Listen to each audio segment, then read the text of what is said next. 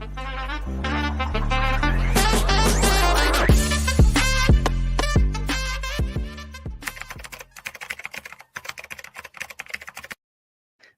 to the Pivotal Podcast. Today we're joined by Traci McGinnis, Vice President of Health Informatics at Benefitfocus. We'll explore Traci's journey from client relations to health informatics leader, her innovative approaches to using healthcare data, her leadership experiences, and her vision for the future of health informatics. Traci, thank you so much for joining me today. Thank you for having me. Yeah, I'm really excited because I think you have such unique perspective in the fact that you're the vice president of health informatics now, and you didn't start off with a clinical background. I think that's super interesting. Yeah.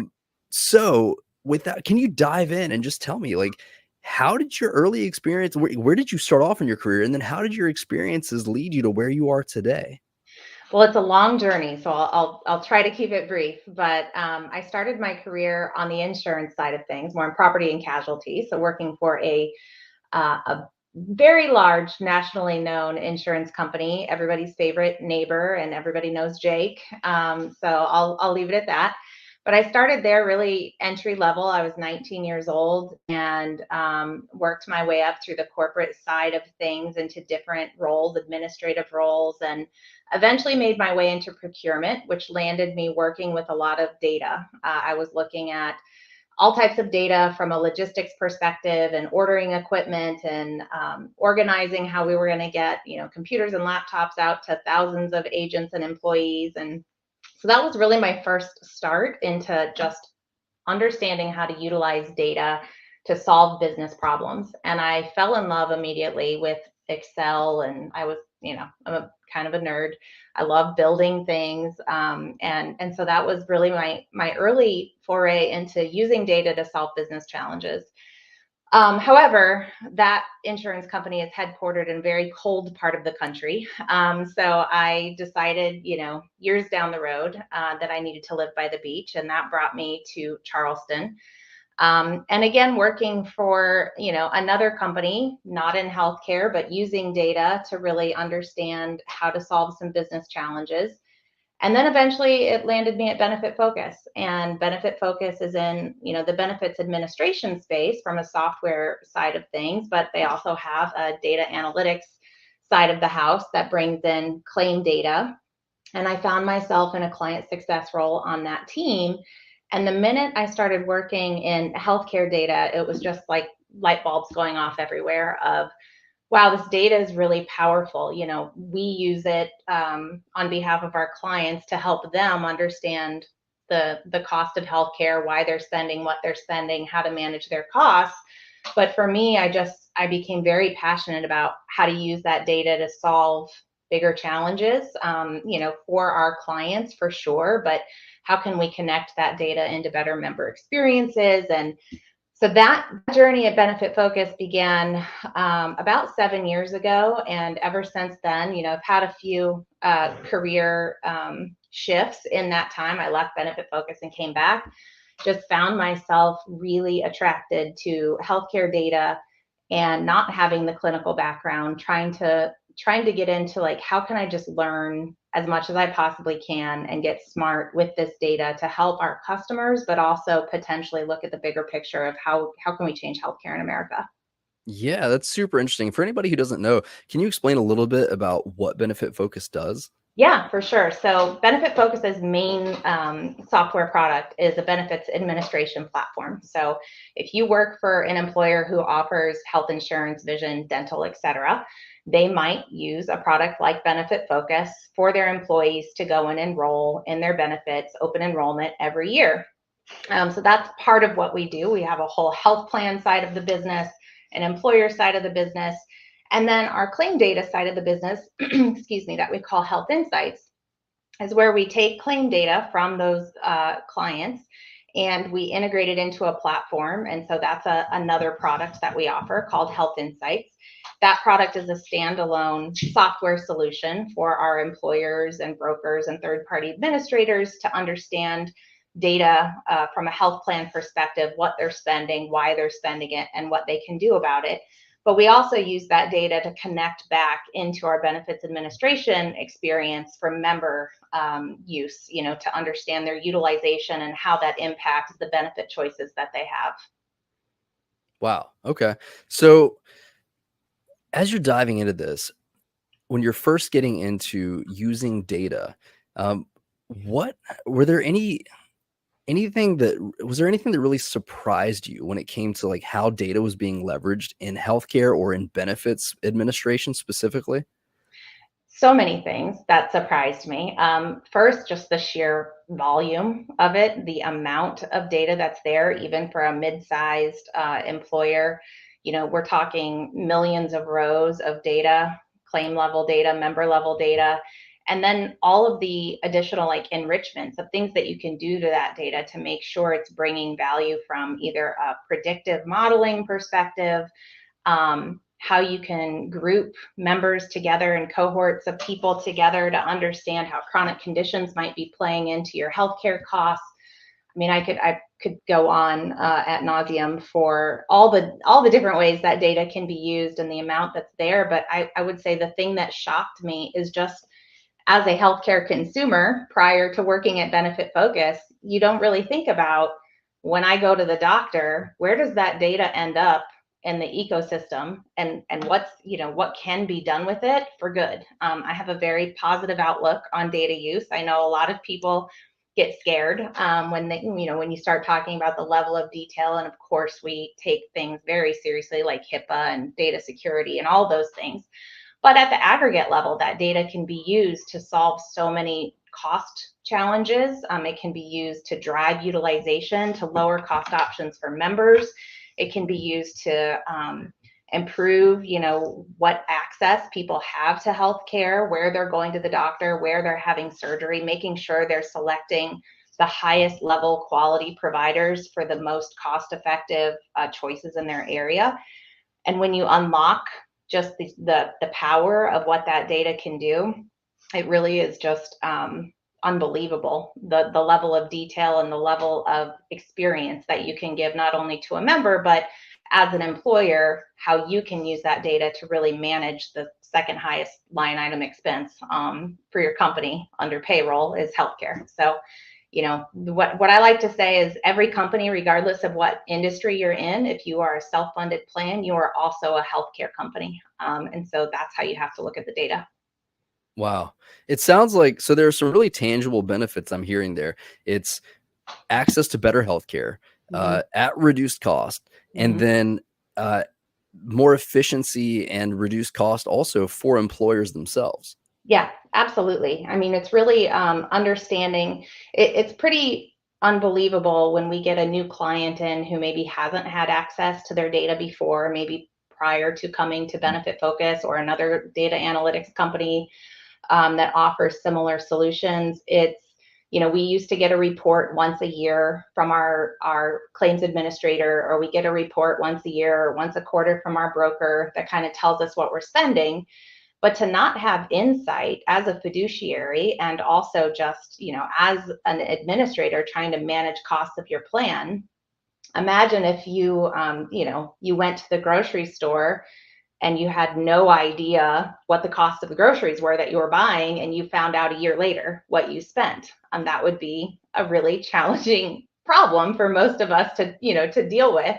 And healthcare shouldn't be that way either. For these employers who are paying for the healthcare of their employees, they need to know what they're spending, why they're spending it, and if costs are rising, which they have been significantly over the last several years, what can they do to change that trend?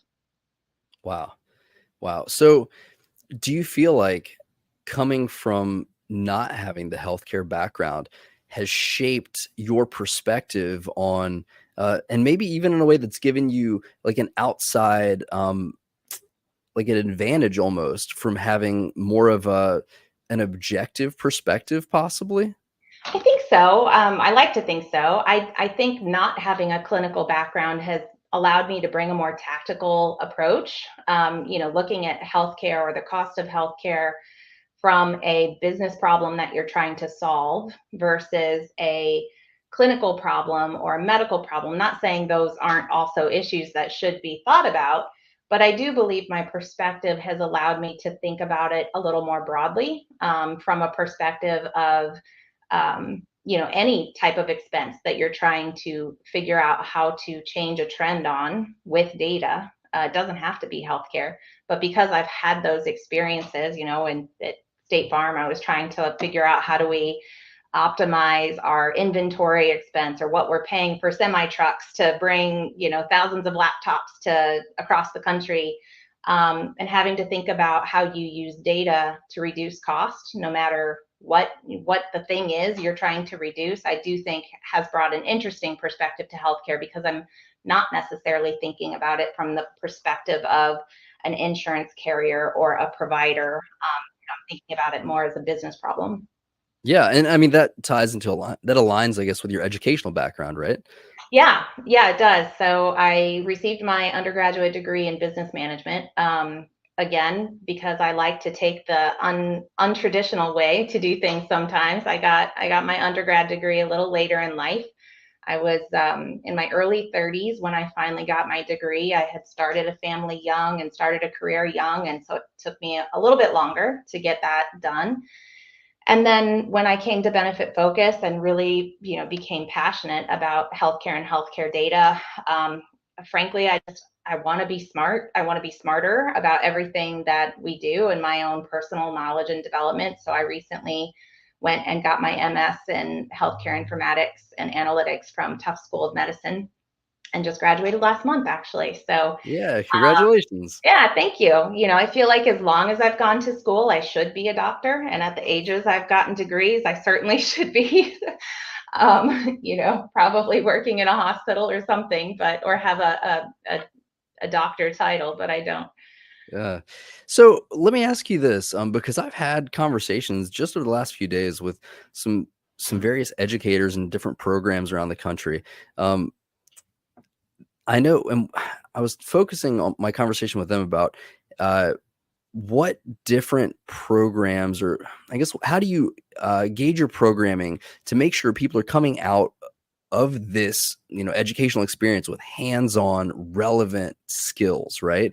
Yeah, And coming from the business world, and just hearing everything that's important to you, it makes sense that I'm not just doing this for the sake of a degree, but for tangible knowledge that I can go and apply to make my work more effective, right? yeah. So with that master's program, what was most useful for you in your role now? Great. So the reason I chose the program I chose, and I looked at several different HIA programs across the country, was because I loved the combination of healthcare coursework that was in the program offering, and the technical and analytical coursework. So because of my background not being in healthcare, I felt like that's where I had some holes in my knowledge. What is the business of healthcare, and how does this data that ends up in my lap at Benefitfocus, or our lap, or in lots of places throughout the healthcare ecosystem, where does it start? How does it get there? What is the revenue cycle look like at a hospital? I didn't have that background, and I really wanted to round out my knowledge with some clinical understanding. And so that was what attracted me to that program. I think it was the combination of the clinical pieces I was missing, and the analytical, technical, information that I was also looking for, that together made the program really something that I felt like I could grow from and bring back and use in my day to day. So I would say for any program developer at a college, maybe think about the roles that are out there that you're trying to target. What kind of students are you trying to bring into your program, and where might there be gaps in their knowledge that need to help fill in? And what are those things that you can offer in your program that allow them to take something tangible back into their role, back into the industry, and actually execute on, rather than just, I didn't want this degree just to put a degree on LinkedIn, or at the end of my title, or my name to have some initials. I really wanted the education, and I feel very grateful that I was able to get it. And I feel like it's definitely helped round out my knowledge. Yeah. And it makes a lot of sense that increasing communication between our educational facilities and our industry partners would help people designing those programs make more well-informed decisions, right? You can say, Yeah. hey, from the industry perspective, when you see new talent coming into your pipeline, like what's the biggest gap? What do you wish they knew before they were coming to work for you that would make them more effective at executing their responsibilities? And then they could design a curriculum around that. Like, I wonder how often those kinds of conversations happen. And Yeah. based on a conversation I had yesterday, it sounds like, this is not like a new concept, right? It's like, well, there's a Sure. goal of this educational program to lead to obviously work and executing effective work. So then what building blocks do we need to put into place to make that happen? Mhm. But in your experience, have you had the opportunity to be part of those conversations where you've been able to shape other programs saying, hey, in the industry, like this is what we're looking for? And Yeah, I don't think necessarily from a academia perspective. I haven't had a lot of conversations outside of the conversations I had with my professors and advisors at the program I was in. I do hope that some of my feedback that I provided helped shape, maybe future programs there, or might shape how they think differently about the program in the future. But where I try now to bring that education into the industry is through either organizations that I'm a part of, sitting on committees that might have impact on how do we, for me personally, and the work that we do at Benefitfocus, how do we educate self-funded employers and what tools and resources are out there in the industry to make sure they understand their fiduciary responsibility, to make sure they have the boxes checked when it comes to liability on managing plan assets. And so I think education is, it's beyond the four walls of any sort of college. And there are so many wonderful resources out there, outside of college, but so many on, even LinkedIn Learning, or you think about all the platforms now that offer just all kinds of educational resources. And so how do we influence those to really make sure that there is something out there that's meeting the needs of the gaps in knowledge? And that's where I've tried to plug in as much as I can, but I could still do way more. Sure, sure. When you think about your leadership roles, what are some of the key challenges that you've experienced, and then what did you do to overcome those? Yeah, I think that, my leadership style has probably evolved over the years as I've grown as an individual and as I've grown in my career. I think you constantly learn, improve, get better. Hopefully, you want to go in that direction, not the opposite direction. My leadership style has very much been shaped by the leaders that I've had throughout my career. And I've had great leaders and I've had not so great leaders at every single, company that I've ever worked for. I think for me, especially in today's day and age, which is mostly a remote and or hybrid world, it's how do you stay connected to the people that are working for you? How do you keep them motivated? How do you keep the passion alive about what they're doing? I've worked in jobs in my former places that I've worked where I haven't felt the passion that I feel today, where I feel like I always joke to my daughter, like, I'm going to make the donuts.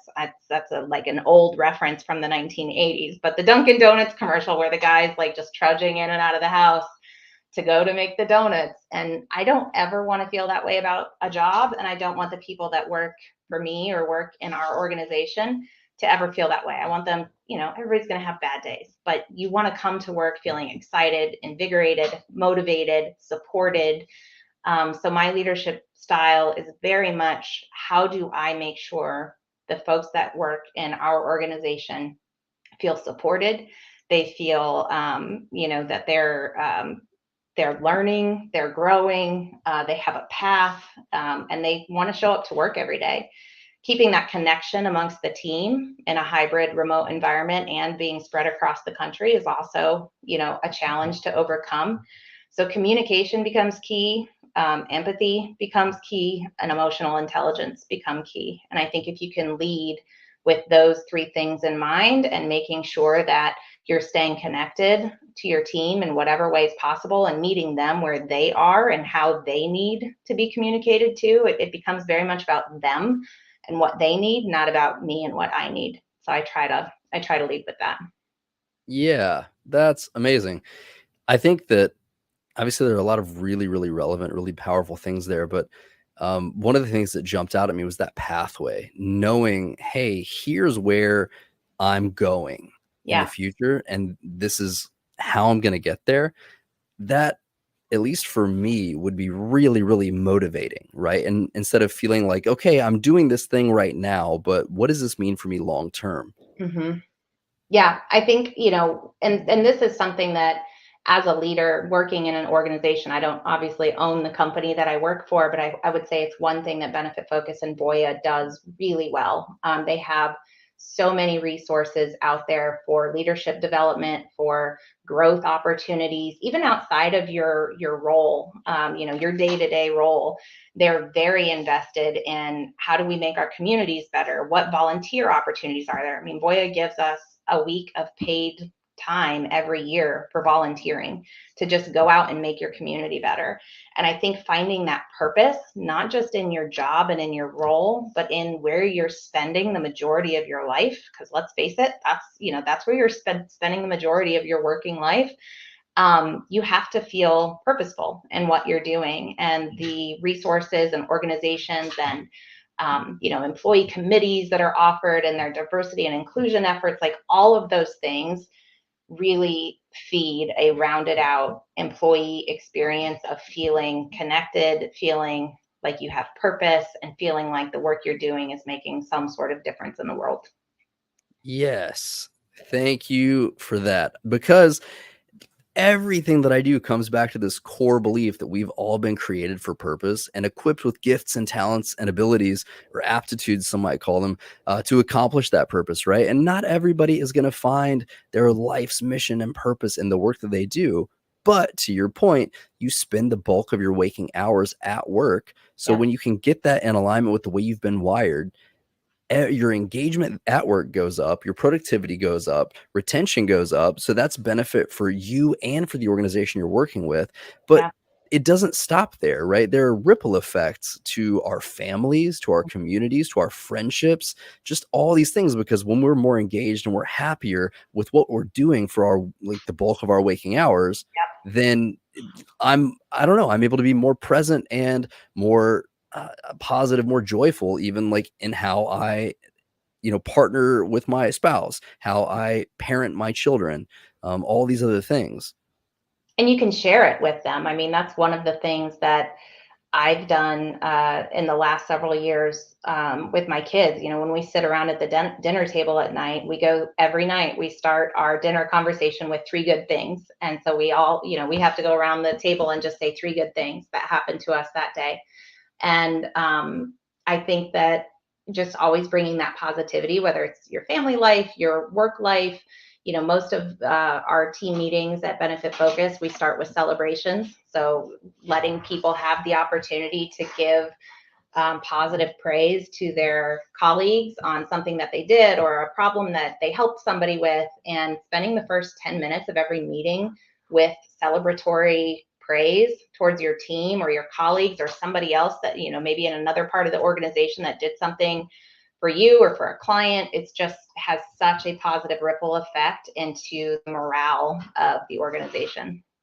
Yeah, and especially with remote teams too, right? Because often our work feels very siloed, and it's Yeah, like I don't necessarily see how my work is impacting somebody else in the organization. But when you spotlight that, it's like, wow, this we really are all in this together, and we're all working together in a way that's going to impact each other and the organization's overall effectiveness. absolutely. Yeah. And it's really impressive when I think the other thing it does is I don't know every single thing that happens throughout the entire organization or even for the team that I lead. Obviously, you're not in the day to day, and it just allows an opportunity to be like, oh my gosh, I didn't realize you did that thing, or that thing happened, or it ignites an idea for maybe a new product or a new service or a new way to communicate to customers. So it just has such a positive impact when you are open and you can share those things. And I would say, the other things outside of just work and team meetings, some of the other ways we've tried to stay connected as a team in a virtual remote type of world. We established a fund committee on our team who's responsible for like every quarter, coming up with some sort of virtual team event. They did. I'm going to show a trophy just because I'm proud of it. Like we got the fund committee came up with a March Madness bracket competition, which I happened to win, which I was Wow. totally guessed. So, I mean, there was a little data analysis behind it, but for the most part, I don't follow basketball. So I was like Yeah. super excited. But they sent out that fun little trophy, and we do things like that every quarter. And I think it just helps people stay like, there's still fun at work, even though you're not in the office. Yeah. What percentage, or roughly, if you know offhand, of your organization is remote? Uh, Large majority. Yeah. I would say, looking across the Voya and Benefitfocus organization, we still have office space available across the country, but for the most part, people are 100% hybrid. For those people that do go into the office, it might only be 1 or 2 days a week. I don't know the percentage off the top of my head, but I can Mhm. tell you, here in Charleston, I go into the office probably 4 times a year. Wow. Yeah. Yeah. And I think that that would be surprising, especially at your level, right? And this leadership level, that you're able to execute that remotely. I mean, it's amazing with technology what we can do now. Yeah, yeah. I mean, we've had email and Teams or chat like technology for a long time, but I think one of the positives that COVID did was really force people to not just use them, but use them well and use them effectively and efficiently. And there were some bumps to get there, but we're definitely at that point. And I don't mandate that people stay on video, but I definitely encourage it on my team, because to me, seeing somebody's face when you're having a conversation, that how can you be engaged if you're not on camera? So I very, very much encourage video.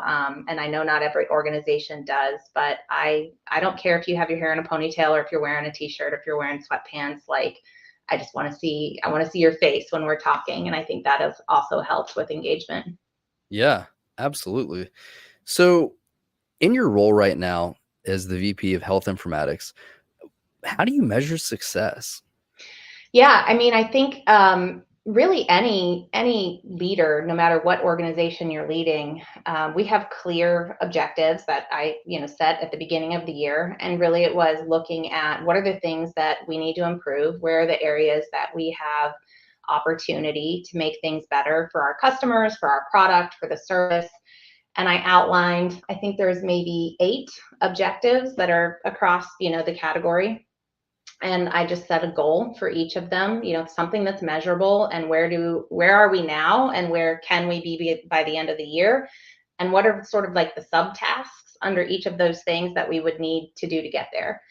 And so with my leadership team, we meet once a week, and that's how we start almost every one of our meetings. Is I pull up those objectives. It's not something, I think a lot of times, organizations make goals at the beginning of the year and you look at them in June, and then maybe you look at them again in December. We created ours in January, and we look at them every week. And, sometimes there's not major progress that's happened from one week to the next, but we're just checking in to make sure it stays in focus. I think it's easy to set a goal at the beginning of the year. You get into your day to day and you kind of forget what is it that we're trying to do. And you have like a little squirrel behavior where you go off and you do the other things that are important that day. So for my organization, it's here's the things we're working towards. Here's where we want to be at the end of the year. And if we aren't there, like that's okay. Like all progress is positive progress. And we look at it every week, and I report on it to my leadership team, on a quarterly basis, but I'm looking at it with my leaders on a weekly basis. Yeah. Yeah, having that visibility into it Yeah. is it's the only way that you can make, I guess, tangible changes, right? And it allows So, you to stay agile too, because mhm, if something's blocking you from achieving something, well, you need to address it sooner rather than later. So if you think, hey, this goal that we set is probably not going to happen, and here's why, then it allows you the ability to like make adjustments along the way to make sure you can at least progress, to where you hope to be. yeah, for sure. So, a lot of my conversations, because they are typically with people in like healthcare settings and clinical, from clinical backgrounds, a lot of my conversations involve the EMR, the EHR, the input side of things when it Yeah. comes to informatics, right? So, what does informatics actually look like for you in this setting? Yeah, it's I wish we could get EHR data, but and maybe we can one day in the future. But on our side, and not to give like a too broad of a lesson, but you think about, I go to the doctor. I have my health insurance through Benefitfocus. My doctor submits a claim to the health payer that adjudicates claims on behalf of Benefitfocus, which is one of the big health payers in our country. They process it, and then that claim data sits somewhere in a database. And so for our clients, it is what we call the post-paid, post-adjudicated claim data. So this is why people are going, how they're utilizing healthcare. We get the medical claim data, we'll get vision and dental data, we'll get eligibility data, who has coverage, who doesn't, and then we'll do prescription data as well. So all of that data coming in, and then what that can be used for from an informatics perspective, what we're trying to do is how do we use that information to bring insights that are relevant to our clients from an administrative perspective, so they understand either how they need to communicate or what kind of strategies they need to put together, or how they might change their benefit offering next year as a result. And then for the member level, it's also how do we use that data to make sure we're optimizing the care that people are getting to get what they need when they need it at the best cost for the best quality. I can give, like examples might be ER utilization, depending on where an employer's employees are located and depending on what industry they're in, someone might find it easier to go to the emergency room if they have a chest cold or, a minor incident versus utilizing an urgent care facility or a doctor. Well, we can see in the data, hey, you've got people utilizing the ER for things that they could have done over a telemedicine visit, they could have done via urgent care, they could have done, at a much less costly to them and to your plan. And so what are you going to do about that? You can implement a strategy next year to raise the copay on a emergency room visit. You could, think about a communication strategy where you're talking to your employees about appropriate use of the ER, or, at enrollment time for that member or in their mobile app, we could surface little insight statements that talk about, ER utilization and make sure they're getting that communication at times that it's appropriate for them. So that's really how that data can be used more, less again on the clinical side, more on the cost and quality side for employers to manage their spend. That's super interesting. So it's actually using messaging to change people's behaviors to benefit the consumers of healthcare as well as their employers. Yeah, absolutely. And it can be anything and everything from, how your network is designed. It can be, with price transparency being pretty relevant right now in our industry. There's more that can be done with, are you paying what you should be paying? Let alone how are your employees and members utilizing healthcare? But did you just pay 100% of the billed charges on something that you shouldn't have? Or did you pay 10,000 times the rate of Medicare? And maybe that's not illegal, but you probably should talk to your broker or your claims administrator to make sure you're not overpaying for services. So from a holistic perspective in managing costs, it's not just about utilization and how employees are utilizing healthcare, but also about monitoring your spend and making sure you're paying appropriately for the healthcare utilization that's happening on your plan. Mm-hmm. Wow. What do you think the biggest opportunities for improvement are for employers that they're just so often unaware of? I think, starting with just having the data, I think the biggest opportunity in the industry right now is really for self-funded plans. And I haven't quite worked through like how to make this work. So I'm going to be brainstorming with you in real Love time. it. Yes. But, there's a movement happening in the industry for data access for self-funded plans. There is still a lot, despite the gag clause prohibition and the Consolidated Appropriations Act, there's still a lot of restrictions and roadblocks that are happening that are preventing employers from getting access into their detailed level claim data from getting access into any data for that matter, to monitor their spend, what I just talked about. Did I pay what I'm supposed to pay for this service? So I think step one, the biggest opportunity is for self-funded plans to form some sort of coalition, band together, and really go to our congressional leaders with that information to say, hey, I know you've put all these great laws and they had great intentions, but they still aren't enough. And here's the real data that proves that we're still like not getting the access to the data we need. We can't truly be fiduciaries to our plan, and something needs to change and more needs to happen. So I think that's one. I think the second thing, more on the technology side, is just that continuance of hyper personalization. So how do we personalize data use for the employer? How do we make it easy for them? If you think about people who are HR administrators or benefit administrators, they probably don't have a background in data analysis. They might not have a size of an organization that means they have a business analyst on staff or an actuarial person that can take a look at the data and really understand what's happening. So how do we surface relevant insights and relevant information to them without them having to run a whole bunch of reports and without them having to really dig deep? And then on the member level experience, employees, there's a lot of studies out there right now about generational, not just, how different generations use healthcare differently, but also how they prefer to be communicated with.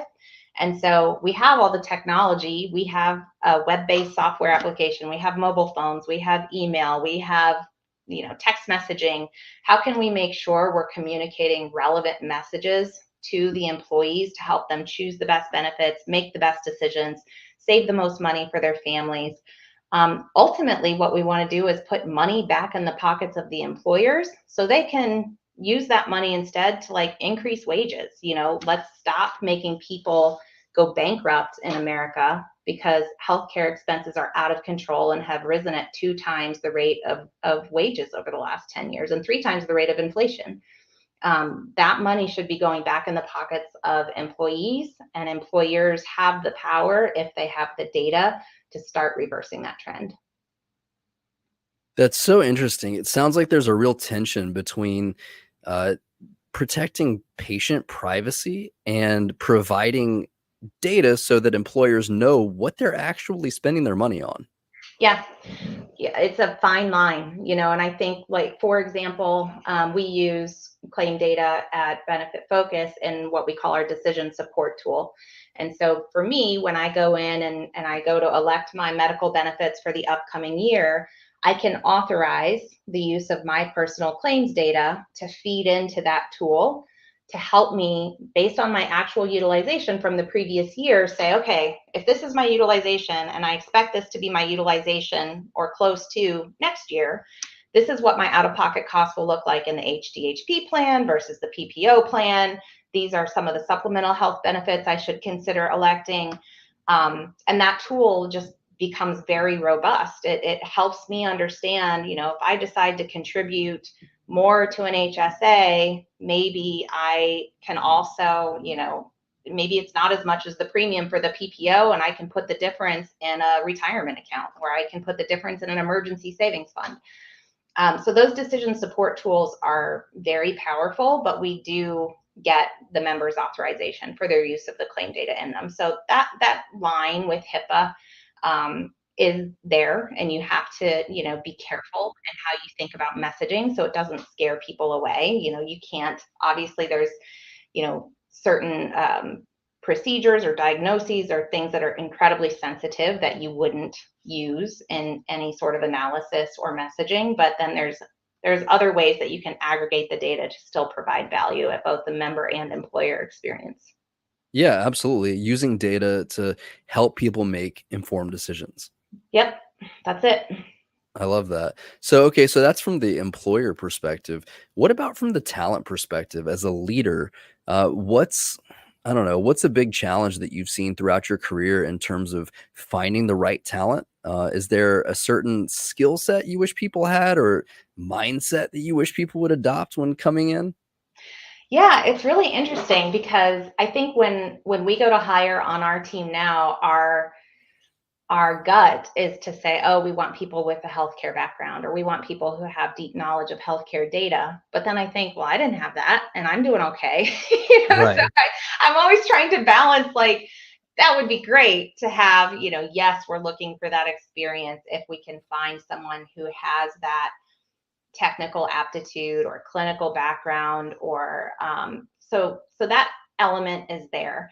For me, though, and this is just really, it doesn't matter the role. Like, what I look for is somebody who's great at communication, who and that's all types. Like, if you can write a great email but I can't have a conversation with you, that's a challenge. We spend our whole day talking to each other, to clients, communicating across our organization, and we need people who are great communicators, but also great listeners. When you're working with clients, if you can't listen and interpret a challenge that a client is having, and then be that quarterback who can take it back to the team and solve that problem, I think, really that aptitude for listening and aptitude for learning are the two biggest qualities that I always look for when I'm interviewing someone or looking for a new member of the team. Technical background always helps, especially if there's a very specialized role that we're looking to fill when it comes to our technology platform. Um, one of the things that I started doing a couple of years ago is, especially if a person didn't have a background in healthcare, I make them give me a presentation in an interview. And I've always said, like, I don't care if you're giving a presentation on how to make a peanut butter and jelly sandwich. Like, I just want to see how you present, how you instruct, how you communicate with me on how you think I should make a peanut butter and jelly sandwich. And you can learn so much from, one, what do they come up with? I give them free reign to come up with whatever kind of presentation that they want. But then how do they communicate that to me? And how do they present it to me? And you learn a lot about people when you just kind of do something totally off the cuff like that. When you do that, do people take a minute to compose their thoughts and say, okay, number one, this is my topic. Let me write out the steps before I try to teach it Yeah. back to you. Yeah. I mean, I give them time. I don't make them do it on the spot. So usually it's like they've gone through a round or two rounds of an interview, and it's like, okay, this is the final loop, the final interview loop. And it's a couple of days or a week after our last interview. And I'll say, I want you to come up with a topic. I don't care what it is. I want you to give it 20 minutes, give me a presentation on this topic. And I've had, everything from like healthcare data related type of things. I had somebody who I ended up hiring who's fantastic, who gave a presentation on baseball statistics over, the course of the last 10 years, which he didn't have a health care background, but it showed me that he could at least do statistical data analysis and put it into something that was like entertaining and engaging. And I hired him right away. I was like, that was amazing. And it was creative, and so it was, you can learn a lot about people. But yeah, I do give them a little bit of time. I don't make them do it on the spot. Yeah. That's so interesting because in a lot of the conversations I have, people seem to go back to those soft skills and say Yeah. that's the hard thing to find. Like Yeah. are you a good listener, a good communicator? Are you good at problem solving? Mm-hmm. And yeah, and do you have these presentation skills? And it's really interesting because you're not saying the highly technical things like, do you have understanding of like SQL and can you operate in that capacity? Even when I think about my experience in college, my degree is in economics and communication and a minor in philosophy that nobody's ever asked me about. But my Later. yeah, right. My most useful class, the thing that's been so helpful for me was I think it was one of two classes I ever had that was taught by a non-PhD, and it Mm-hmm. was public speaking, Yeah. and literally started us off with an assignment to take any topic that we knew something about Mm-hmm. and write something along the lines of a 3 to 5 minute conversation about it almost. Mm-hmm. It was, a speech about it, but focused on how we can prepare for it first off, and how we can practice and bullet it out so that we can communicate things effectively and speak extemporaneously just about something we know about. It's not about memorizing something, it's about just communicating information, and Yeah. then trying to eliminate the distracting things like the ums and uhs and other non-fluencies that take away or detract from the message itself. But it was one of the most painful things because the professor videoed us doing that. Mhm. And then we had to go back and count up the number of ums and uhs and the other nonverbal or non-fluency, the verbal non-fluencies. And it was shocking how many of those would come out in a 3 to 5 minute conversation or presentation. Yeah, even when you think you've eliminated those from your vocabulary and you go back and watch, I've done that too, even recently, where I've gone back and watched a webinar that I've done or a speech that I've given, and I'm cringe, like, gosh, I still am doing that way more than I should. I've gotten better. See, I think I just did it again. I'll I watch. did it when I was talking about it. I said, and then I said, it's totally in there. Yeah, I'll go back and watch and cringe later. But we're humans. For sure, but it's really interesting that those are the high value skills. Yeah. And the other things, yes, you need an aptitude for data Mhm. and for making sense of data, but there's no matter what you're doing, there's this human element of can you connect with other people? Can you listen? And then can you communicate the value? Because if you can't communicate what you're doing in a way that's digestible, Right. then people aren't going to understand. And if that's customers or coworkers or clients, if they can't comprehend the value of what you're bringing to the table, then that perceived value equates to real value in their minds. Yeah. I think, I will say, and I don't take credit for this, this is just the people that I work with and the people that are on my team. The level of service that they give and watching them interact with our clients, because we've hired, with that in mind, those soft skills in mind. And yes, many of them have industry knowledge and industry background that have made them superstars in their roles, but they also have those soft skills. I think, in a role like this, where you're maybe a client facing role, but then we have a technology and engineering team that isn't client facing, that is helping solution whatever the problem is that we're trying to solve, being able to do that interpretation. This is what the client's asking for. This is what I know they mean. This is how they're expecting it to work in the application, or this is what they're expecting their data to look like. And then making those connections are so important. And I'm impressed over and over and over with the level of talent that I get to work with every day on my team, and watching them manage those client relationships and watching the clients. We're in the middle right now of gathering our NPS survey responses from our health insights clients, and they get to put like verbatim comments in there. And the comments are not, your platform is amazing, the data is awesome. The comments are, the service I receive from XYZ, client relationship manager is outstanding. She understands me. She teaches me something new every day. That's the thing that brings value, is the relationship. You can get technology anywhere, but the relationships that you build with your clients and solving their problems and helping their day to day just be easier is where the value is. Wow. I feel like too what I'm hearing there is, and what I hear from the clinical side a lot of times, is that the role of informatics is to act as a liaison or a translator between the technical team and the clinical team. Yep. So for you, maybe it sounds like that the role in translating or in liaison, it being a liaison, is maybe more between like the clients and the technical team. 100%. And the various roles that we work with in clients, and their level of knowledge is so different. So our client relationship manager, who maybe works with a broker who's huge and has been working in data their whole career, and they might also have a small employer with 1,500 employees that's a furniture store out of the South.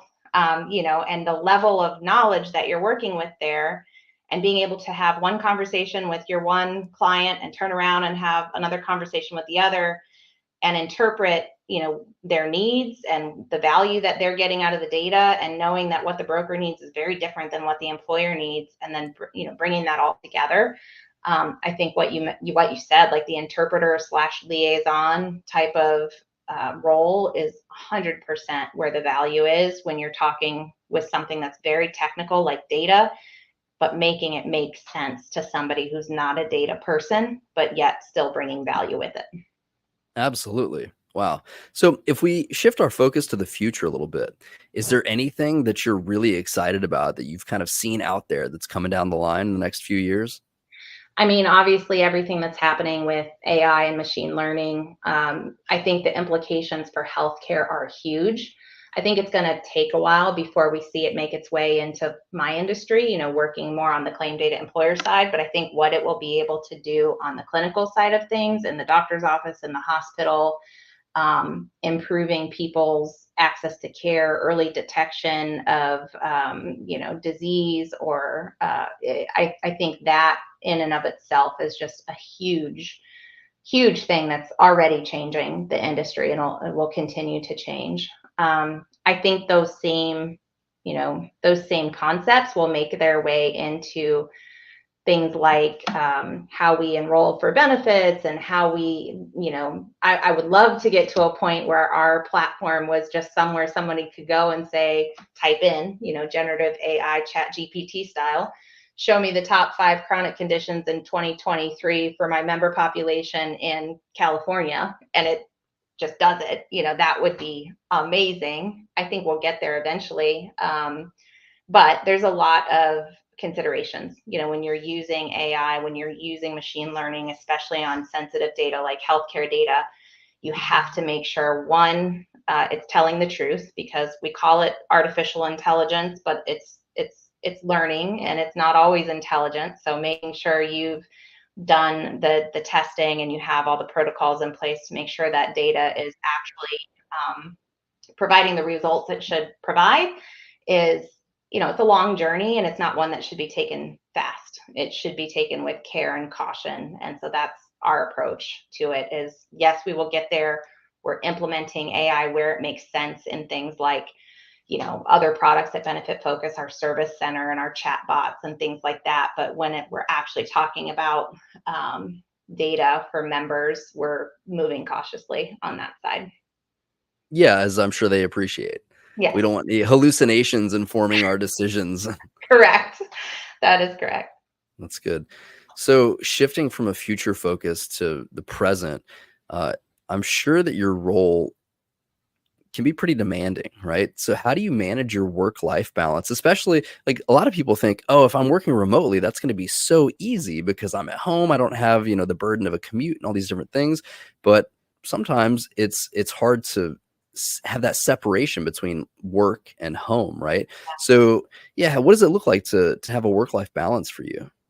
It's a challenge, I won't lie. I usually sit down at my computer sometime around 7:45 or 8 o'clock every morning, and most evenings, unless I have something that like I have to do at 5:30 or 6, like when I was in school, then I find myself sitting here until sometimes 8 o'clock at night. And so you have to be intentional about it, and you have to let yourself get in routines. And I'm preaching a little bit information that I haven't yet quite succeeded at myself. But I know that, intentionally setting up your day, scheduling your walk or your exercise or dinner plans with your spouse or a friend or your family, whatever those things are, being intentional and making sure they're a part of your day helps with that balance. I do think that with working remote and having definitely a little more freedom, it does allow you, and work-life balance looks different than it did even 5 years ago. 5 years ago, you went to an office at 8, and if you didn't have work-life balance, it meant you were staying at the office until 8 or 9 at night. But I think now it's, I can start work at 8 and maybe I work till 9, but I left in the middle of the day to go do my grocery shopping or go to a doctor's appointment. And so we're just able to be a little more flexible, which I think helps with the balance.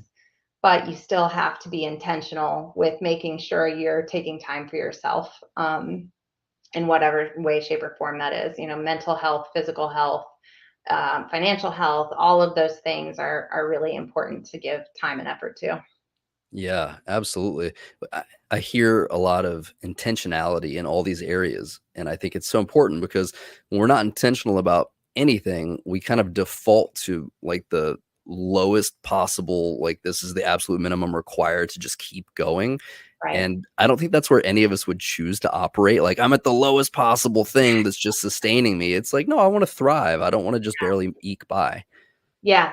Yeah. And I think that there's lots of, everybody's different. So the thing that helps people feel that balance is there's not like one prescribed method that's going to work for everybody. I know, people that I work with who are on my team that, maybe they start work a little bit later 2 days a week because they go to the gym for an 8 o'clock exercise class, or maybe, there's lots of ways that people kind of find that balance and put it into their schedule. I'm also a big proponent, that if you're consistently working more than 45, 50 hours a week, something is wrong and processes are broken. So I follow that myself. Like yes, there are some days where I put in a 12-hour day, but for the most part, that might be an anomaly that happens, I don't know, once a month. For the most part, I feel like it averages out to a 45, 50-hour work week. And if I'm doing more than that, or people on my team are doing more than that, something's broken that needs to be fixed. And it's about efficiency and working effectively, not just putting in hours for the sake of putting in hours. Yeah, for sure. I don't remember where I read it, but something recently came across my attention that when employees work more, or employees or business owners, when anybody works more than maybe 50 hours a week, we have such diminished effectiveness. I mean, even like a 60-hour week or a 70-hour week actually is no more productive than a 50-hour week anyway. I So it's agree. like if it's not moving the needle, then let's not just go commit that time for like time commitment's sake.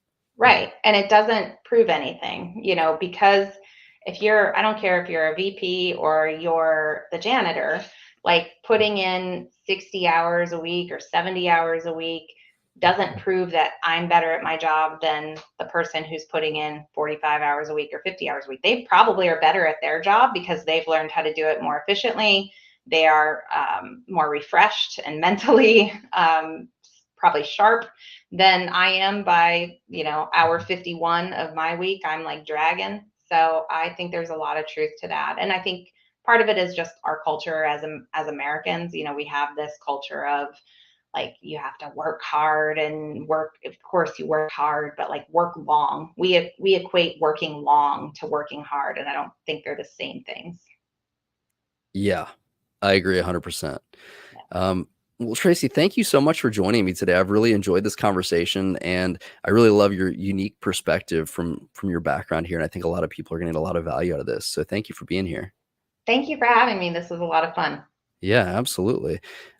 So for our listeners, we'd love to hear your thoughts and experiences on this episode. You can share your comments on LinkedIn or directly on the podcast website at pivotal.buzzsprout.com. And if you know somebody in healthcare who'd find this episode inspiring or beneficial, or even outside of healthcare, please share it with them directly. And stay tuned for more episodes here on the Pivotal Podcast, where you can listen live on LinkedIn or anywhere you get your podcasts. Until next time.